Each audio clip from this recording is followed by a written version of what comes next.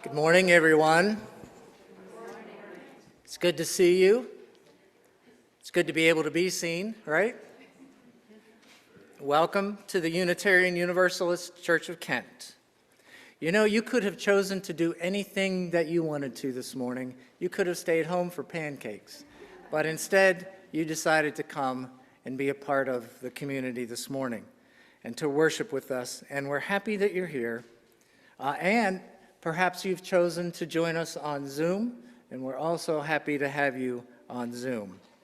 As usual, we're very grateful for those who volunteer to serve in the service each morning. We're grateful for them. Our greeters, our ushers, our tech team, Julie Swango, Emily Hall, our worship leader today, Mrs. Heidi Shaffer Bish. Ms. I'm sorry. Yeah, she has corrected me often. I don't have a thing like either way, but she prefers Ms. So Ms. Heidi Shaffer Bish.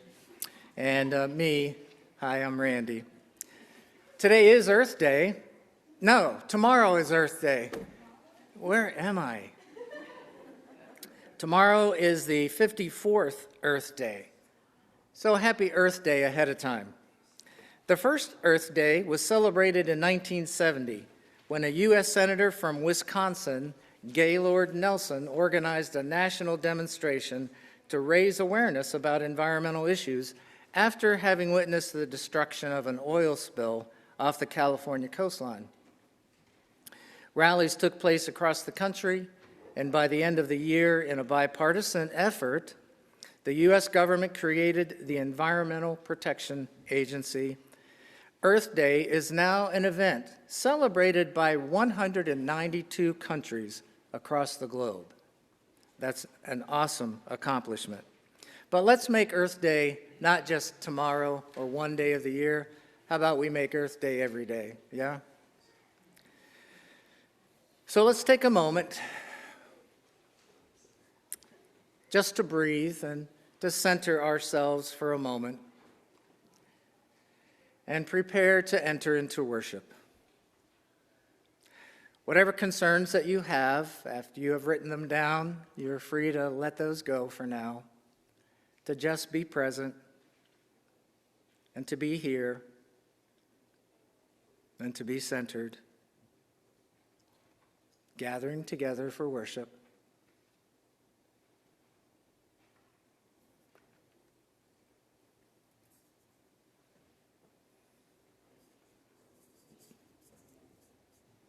So come with me into a time of worship.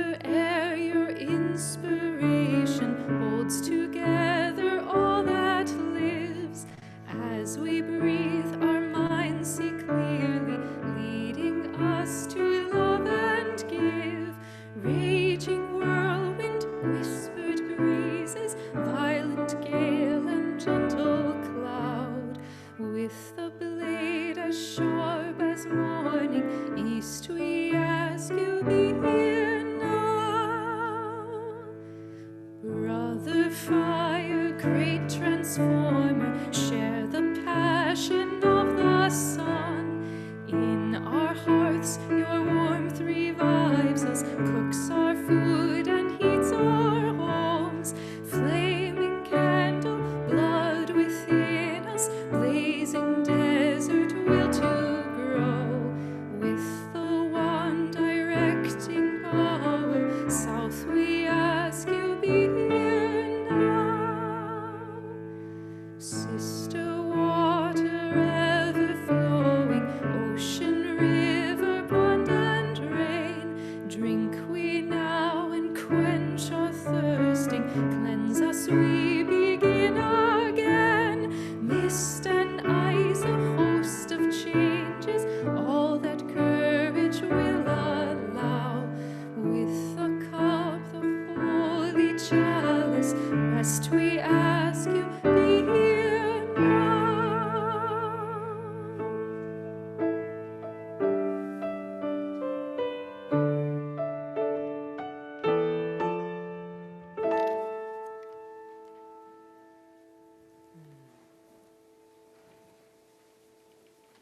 Good morning.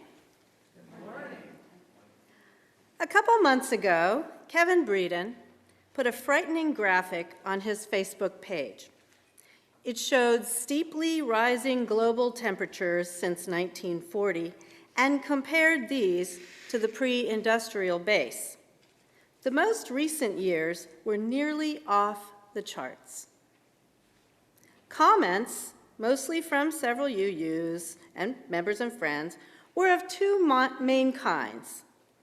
One group said, "We have to do something, grow our own food, eat less meat, and educate ourselves and others."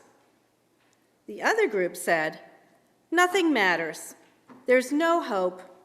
They won't get it, so we should just live for the moment." Many of us vacillate between hope and despair, between doing our part to build a sane and sustainable future and times when we throw up our hands and resign ourselves to the coming apocalypse. Just thinking about this broken world with its mass extinctions, dislocations, and climate injustices, we may feel overwhelmed with grief. Or when we see the apathy, people living their lives in wasteful ways or denying reality or fighting the smallest changes in the right direction, we might brim with righteous anger. How do we get people to see that their actions matter? How do we get people to believe and then change their behavior? Is a hopeful future possible? Can we model it? Part of the answer may lie in the stories we tell. Think about the stories you have heard, those in the popular culture. What, if anything, do these stories, if they exist, what, if anything, do these stories have to tell us about how we can and will live through this time of change? Are stories of dystopian futures more likely to capture the popular imagination? Does it matter? Come, let us explore these questions and worship together.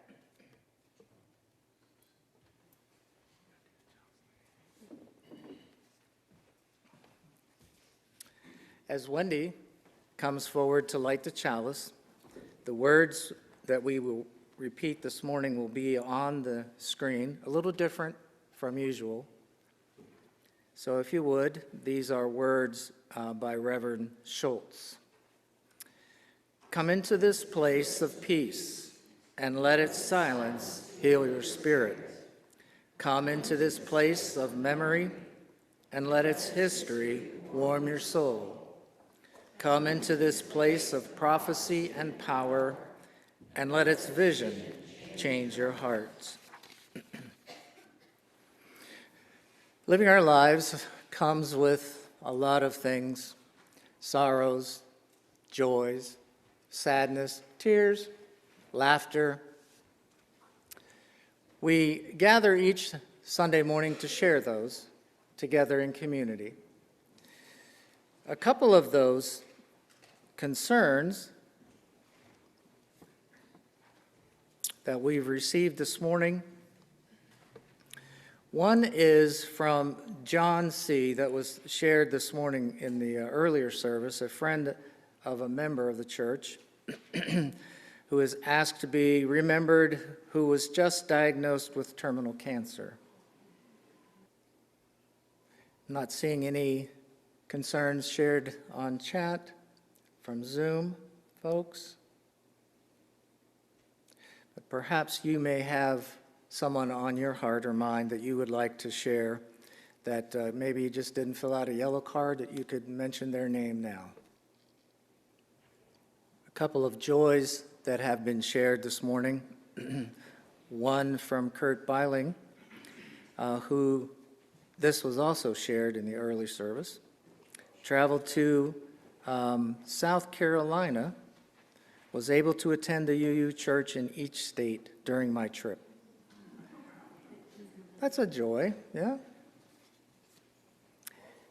Bryce Wilson, here this morning, shares that I made significant progress in my competition efforts in Taekwondo, winning silver with my form. Wow. Wow. Yay. Congratulations, Bryce, but don't practice on us, okay? Good for you. Yes. Oh, I do have a joy from the chat, thanks.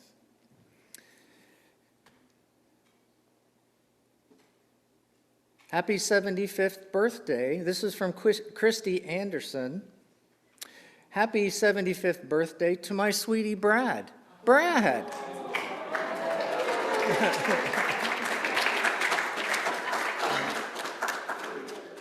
That's really not true, right? It's 50. Yeah, 35.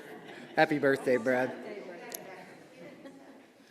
Also, Sonus Parsons shares, joys from Georgia. My mother is not in hospice and is getting better all the time. Free from cancer, and my voice is coming back slowly. That's awesome. That's awesome. It's great to celebrate together. Not just remember the sad times, but to celebrate together the good times. That seems to get us through the hard times, doesn't it? If we celebrate with joy and laughter, that renewal and encouragement gets us through when it's rough. We can remember the good times. Let's take a moment now, just meditative prayer, silence, as we remember all of these things and then others that may be on your heart and mind.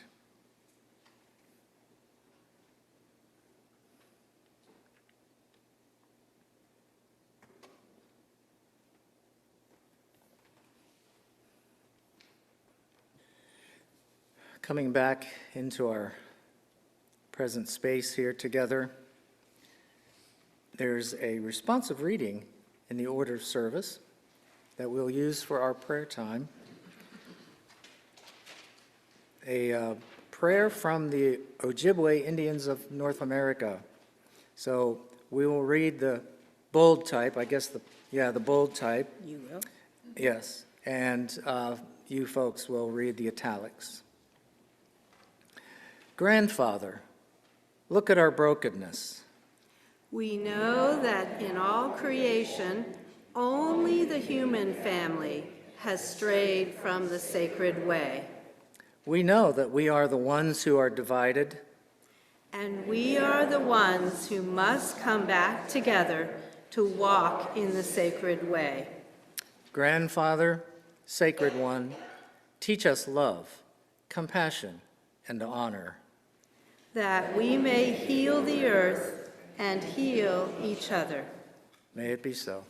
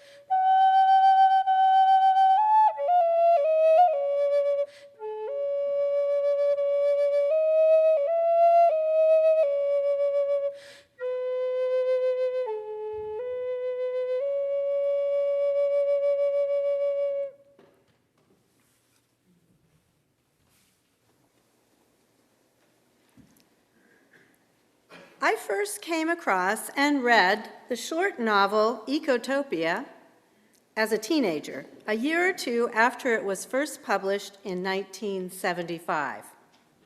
Is anyone familiar with this book? One. It was written by Ernest Callenbach, who grew up in rural central Pennsylvania, a university brat like me. His father, like mine, was on the faculty at Penn State. His family had a farm, and they raised chickens. Kallenbach acquired the nickname Chick, which stuck even as he moved to California and became editor of the University of California Press. According to his close friend, Malcolm Margolin, Chick wrote Ecotopia because he wanted to solve a very practical problem, the problem of waste disposal, namely sewage. He believes sewage to be, above all else, key to a steady state system. For Kallenbach, grappling with this pragmatic issue grew into a vision of a sustainable world that he felt compelled to develop as a fictional account that still feels to me to be quite real. For me, reading Ecotopia was an awakening, and it led me to become consumed with ecology to the point where I redesigned, on paper and in my mind, our whole house, yard, and neighborhood into an environmentally sustainable paradise, complete with windmills, solar arrays, and composting toilets, rain barrels, and gray water recycling, which fed and fertilized the lush gardens and orchards that grew our food and that we shared with neighbors. This was a powerful vision, and it changed my life.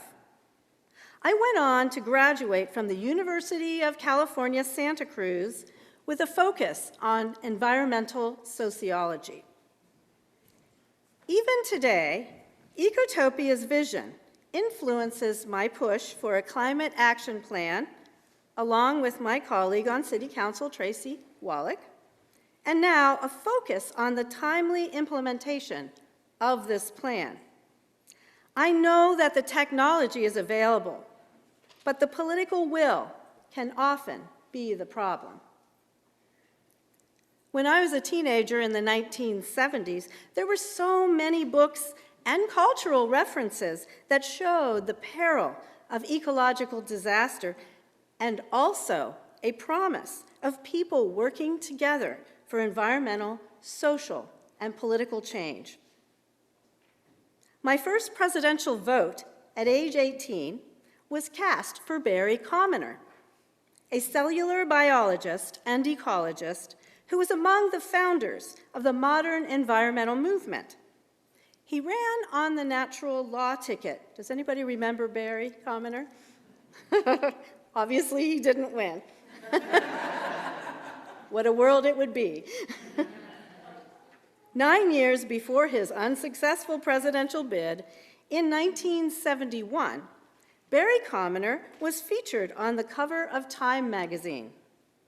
The magazine portrayed ecology as the new science of survival. The article laid out the laws of ecology that Barry Commoner proposed in his first best-selling book, The Closing Circle, not to be confused with Widening the Circle. These 4 principles or natural laws are as follows. 1, everything is connected to everything else. There is one ecosphere for all living organisms, and what affects one affects all. 2, everything must go somewhere. There is no waste in nature, and there is no away to which things can be thrown. 3, nature knows best. Humankind has fashioned technology to improve upon nature, but such change in a natural system is likely to be detrimental. And 4, there is no such thing as a free lunch. There is a cost, often steep, to unsustainability. Under capitalism, the costs are socialized to all of us, while the profits are privatized. In the 1970s, the novel Ecotopia landed on fertile soil. However, it wasn't easy getting a book published that didn't fit the typical genres. With investment from a group of friends, it was published and distributed by the employee-owned company Book People, whose staff fell in love with it and promoted it with a fervor. Soon, Ecotopia drew international attention, sold over 1 million copies of that first run, was translated into dozens of languages, and is credited with inspiring the emergence of the Green Movement in Germany. The New York Times called it the little book that could. In the author's words, Ecotopia was the first attempt to portray a realistic, sustainable society. It had the effect of inspiring people who had been groping for better ways to live. Something about its specific descriptions of everyday ecotopian life gave readers hope that a healthier, less stressful, more biologically comfortable way of living could indeed come about.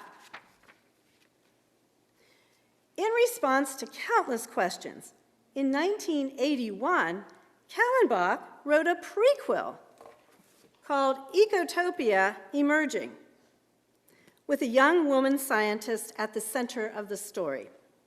She developed a revolutionary new solar cell technology that she refused to patent and instead gave the technology away while the big energy companies tried unsuccessfully to steal her method in order to suppress it, which is kind of what happened in real life with the solar industry at the time. In fact, I wrote a paper on that in college. In an odd twist, Kallenbach puts his novel Ecotopia into the prequel as a character itself. Here's some background. While Lou, the teenage scientist, was working on her solar cells, the Survivalist Party had emerged across the US to push society away from using dangerous chemicals, unsustainable energy, and fight the inequalities of late-stage capitalism. The party was headed by a charismatic and wise woman, Vera Alwyn, and it was gathering nationwide support. A political reporter of a national magazine was assigned to do a story on the survivalists. Gradually, he grasped that this was a serious movement with skilled people at its center, and that this would not go over well with his editor. He had to find a way to make fun of it, to take it down a notch. So, he would portray the survivalists as irresponsible dreamers. He derisively suggested that they call the pie-in-the-sky new world Ecotopia, and let the rest of us get back to dealing with reality. Vera Alwyn, the leader of the Survivalist Party, Vera Alwyn co-opted this name in a speech describing what ordinary life would look like in an ecotopian future.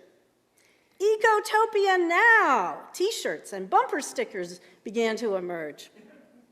And not long after that, a short novel titled Ecotopia was published. In the novel, the northwestern United States, Northern California, Oregon, and Washington, the stronghold of the Survivalist Party, seceded from the Union, seceded from the nation, and 20 years later, a cynical East Coast reporter was allowed to visit to note what the U.S. thought would be primitive lifestyles, deprivation, and general unhappiness, which was not at all what the reporter found. So this reading is adapted from Ecotopia Emerging. The reporter pokes around the new country looking for flaws, but in doing so, he gives a complete account of ecotopian life. He describes the ecotopian stable state system in which almost all nutrients are recycled back into the land. He rides fast magnetic suspension trains and describes the energy-efficient ecotopian land use and transportation patterns, as well as the common use of video phones to reduce the need for travel. With astonishment, he discovers that worker ownership is the universal form of economic enterprises, and the ecotopians have revived the extended and often chosen family as their basic living arrangement. He learns of their sophisticated industries, including extruded biodegradable prefabricated houses. He studies their energy system, which relies upon wind, biomass, geothermal, solar, and ocean thermal sources. He is at first upset by the direct, independent way of ecotopian women who dominate the governing survivalist party. He's also a bit shocked at how emotional people are and the quiet of the city streets, where people aren't arguing. People read a lot and like to debate. People have relocated from the suburbs to cities, large and small. Private cars are nearly gone. Freeways have been torn down, and formerly busy streets are covered in gardens with creeks flowing unimpaired to rivers, lakes, and the ocean. With a 20-hour work week, people have freedom to develop themselves artistically, and they are quite inventive. People have few personal possessions other than musical instruments, favorite tools, and a few articles of highly personalized but expensive natural fiber artisan clothing and footwear. People are physically active for the most part, and healthcare system as well, primarily about care. The reporter tries hard to find flaws and does. People aren't perfect. They are still fairly tribal, and sometimes they're selfish, petty, and violent, but in the end, the journalist's cynicism wavers, and he falls in love with an ecotopian woman and decides to stay in the new country. Interesting. While inspiring, Ecotopia had one major flaw. It was based on the idea of secession or separation. I've also had those daydreams of creating a cozy little sustainable world in our Kent bubble, led by progressive-minded people like many of my UU friends. With climate change, as is true with air and other forms of pollution, secession just isn't the answer, at least while there is still hope for redemption. Kallenbach himself later acknowledged this when he wrote, "We are all fatally interconnected in climate change, ocean impoverishment, agricultural soil loss, etc., etc., etc. International consumer capitalism is a self-destroying machine, and as long as it remains the dominant social form, we are headed for catastrophe. Indeed, we are already embarked on it." As he aged, Kallenbach became increasingly more torn between optimism and despair. The excitement of the environmental movement of the 1970s faded into a time of greed is good consumerism, co-optation, political gridlock, apathy, and hyper-individualism, as well as ideologies based on domination and winning at all costs. When he died in 2012, Kallenbach left a last message on his computer titled Epistle to the Ecotopians, which is published in the 40th anniversary edition. It is a bit somber. He said he believed that we are in a century or more of exceedingly difficult times, where it is likely our conditions will get worse. To survive and potentially thrive, we will need to build hope, faith, mutual support, and practical skills, including organizing ourselves in more egalitarian, compassionate, democratic, and he would probably say sociocratic, ways. Raising chickens, growing food, building and fixing things, and importantly, learning to live with contradictions, such as between hope and despair. We cannot convince everyone of the need to act or believe or care. Maybe there will be a tipping point in favor of ecological sanity in time, and maybe there won't be. As a result of having to defend the secession device in his many speeches and appearances, Kallenbach began to think in terms of biological succession rather than political secession. He writes, "All things go somewhere. They evolve, with or without us, into new forms. Let us embrace decay, for it is the source of all new life and growth. When old institutions and habits break down or consume themselves, new experimental shoots begin to appear, and people explore and test and share new and better ways to survive together." Kallenbach also said that a vision of sustainability that sometimes shockingly resembles ecotopia is tremulously coming into existence at the hands of people who never heard of the book. New ways of organizing economic activity, new ways of using low-impact technology, new ways of designing and building, new ways of reusing and recycling and consuming less. New experiments are everywhere. In 2015, my alma mater, UC Santa Cruz, celebrated its 50th anniversary by observing Ernest Kallenbach's 40th anniversary of Ecotopia and the impact it and other books had on culture, politics, environment, cities, belief, and ideologies at UCSC, across California, and beyond. I guess we're in the beyond.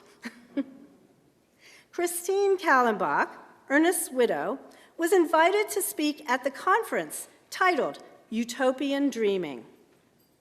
Incidentally, a year later, my college at UCSC, College 8, also known as the Environmental College, was renamed the Rachel Carson College. Every day as a grant writer, I come across substantial federal grant opportunities pushing for green, carbon-reducing, and sustainable practices. Our votes matter. Kent is set to install another 24 dual-head e-chargers within the city and make Main Street safer for all users, not just cars, paid for by one of those transformational federal grants. More of us are driving electric or hybrid cars and are limiting our air travel. Right here on our UU campus, we have solar panels on Hobbs Hall. Thanks, Bill and Kathy Weiland. And all of us. These are part of our values. We are enacting our values. We're following an internal vision, if not an overt outwardly vision. We are supporting our local farmers, and we're also growing some of our own food. How many people grow your own food? Some, a little bit? Do you have any examples of how we are or could be creating an ecotopia? I meant for this to be interactive, but I'm just going to leave you with that thought. What are you doing? What do you see? Let's put not just a focus on the potential dystopia, but also on the hope of an ecotopia. A generous church, which I believe we are. I think generosity is a hallmark of our church. As the offering baskets are passed, we invite you to join in giving to help support the work and ministry of our church. It's with your generous support of weekly giving and your pledges, which many of you have completed, we will move forward into our exciting future. Thank you for giving your treasures, your time, and your talents to the church. Our special offering this month has been going to the Indigenous Environmental Network. They were established in 1990, formed by grassroots Indigenous people and individuals to address environmental and economic justice issues. Their activities include building the capacity of Indigenous communities and tribal governments to develop mechanisms to protect our sacred sites, land, water, air, natural resources, health of both people and all living things, and to build economically sustainable communities. If you would like to give to the network, please on your check, if you do give a check, indicate on the memo line for special offering. Or if you're using an offering, if you want to indicate on, an envelope, if you want to indicate on the envelope for the special offering. And if you give by text, which I have the habit of doing, I got into that habit during COVID, how easy it was to just, there's the number. You can text your offering to 330. This sounds like an infomercial, doesn't it? Text your amount to 330-835-5028. But wait, there's more. Thank you for giving.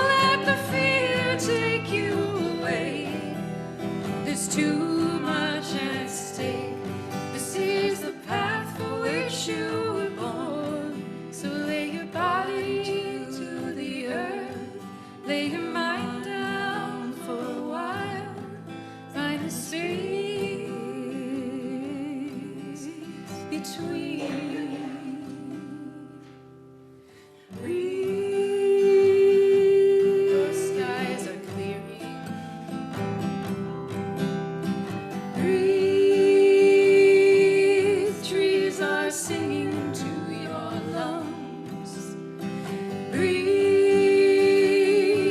and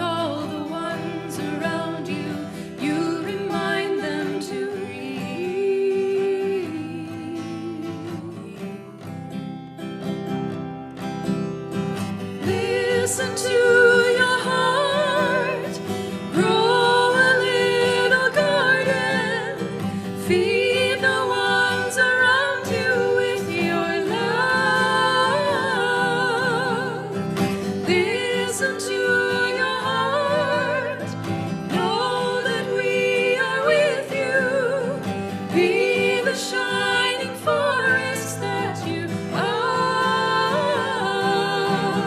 and be.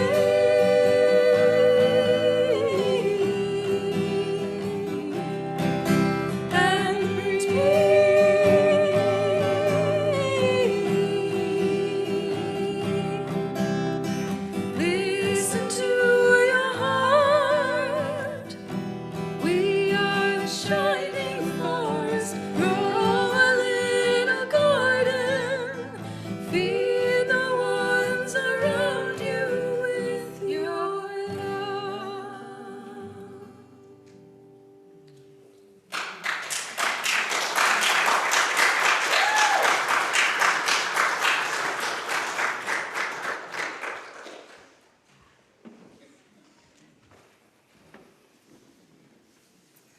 Wow, how beautiful, huh? So let's do that. Let's listen to our heart, grow a little love, and feed the ones around us. As we extinguish the chalice this morning, let's repeat together the words of extinguishing the chalice on the screen in front of you. We extinguish this flame, but not the light of truth, the warmth of community, or the fire of commitment. May we carry these in our hearts until we are together again.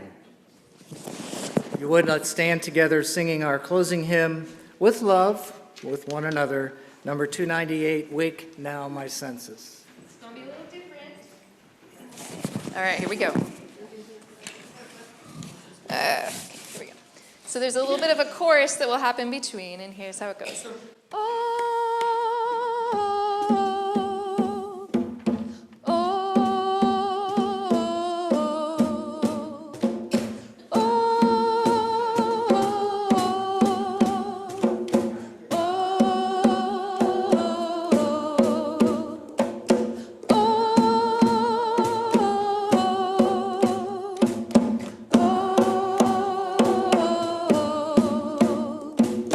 Wake now my senses.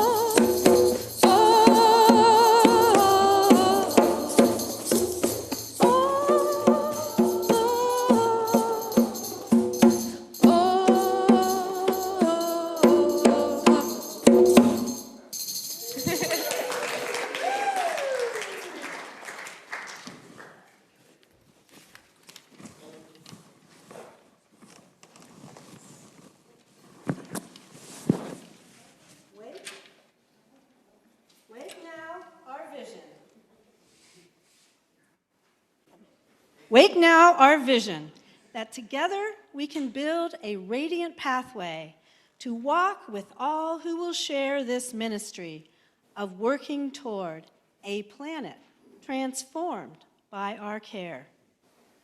We need powerful stories to nourish and nurture our actions. To borrow a wonderful book title by Charles Eisenstein, can you visualize that beautiful world our hearts know is possible? When we, as part of nature, fully align with natural law, where we are truly living our seventh principle, which states that we respect the interdependent web of all existence of which we are a part.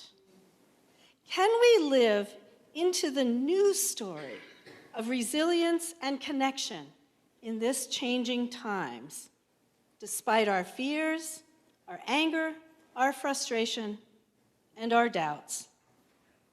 Amen, amen, blessed be, and namaste. And please, if you would like, we have an informational meeting in about 5 minutes. Take a little break. We have lots to share with you that will inform our next congregational meeting. So it'll be here in the sanctuary in 5 minutes.